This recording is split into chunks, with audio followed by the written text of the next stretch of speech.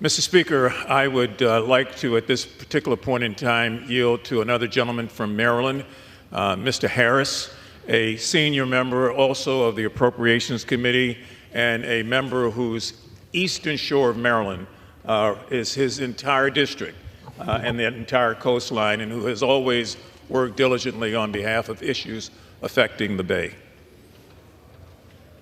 Mr. Speaker, I want to thank the gentleman for yielding time to me. Today, I rise, as fellow members of my delegation have, to speak regarding the collapse of the Francis Scott Key Bridge, and especially to honor the memory of the hardworking men who lost their lives the morning the bridge collapsed. These hardworking men were fellow Marylanders, husbands, fathers, brothers, and friends, and their passing serves as a solemn reminder to cherish our own lives and the lives of those we love deeply. Mr. Speaker, the Maryland Congressional Delegation stands united as we mourn those lost and extend our heartfelt condolences to their grieving families. I also want to take a moment to recognize Maryland's brave first responders, whose heroic actions saved lives the morning the Key Bridge collapsed. Once that Mayday call was issued from the approaching ship, Maryland's Transportation Authority police acted quickly and in less than 2 minutes stopped traffic from coming over the bridge. There's no doubt those immediate actions saved lives and averted an even greater tragedy. We want to thank those officers who protect us 24 hours a day, 7 days a week, even in the middle of the night, while most of us sleep, as was the case that day. Mr. Speaker, the collapse of the Francis Scott Key Bridge and the closure of the Port of Baltimore has caused serious economic consequences for our state's economy.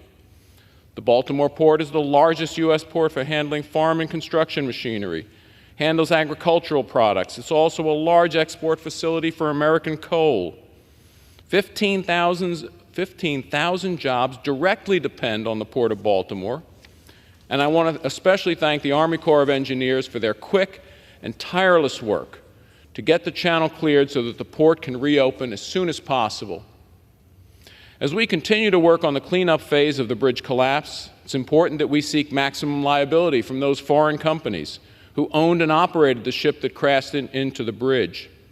As I have long said, American taxpayers in both Maryland and across the country should not be held responsible to pay for the cost to rebuild the bridge if indeed there was negligence on the part of those foreign-owned shipping companies. Mr. Speaker, in closing, tragedy knows no partisanship. The Key Bridge collapse wasn't a Republican tragedy, it wasn't a Democrat tragedy, and the solution to clearing the channel, reopening the port, and building the bridge back even better than it was before won't be a partisan solution. It'll be a bipartisan one.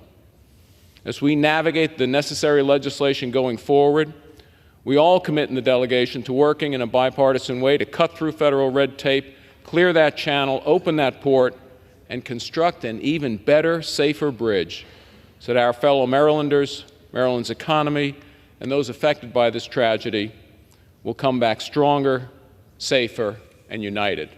And I yield back.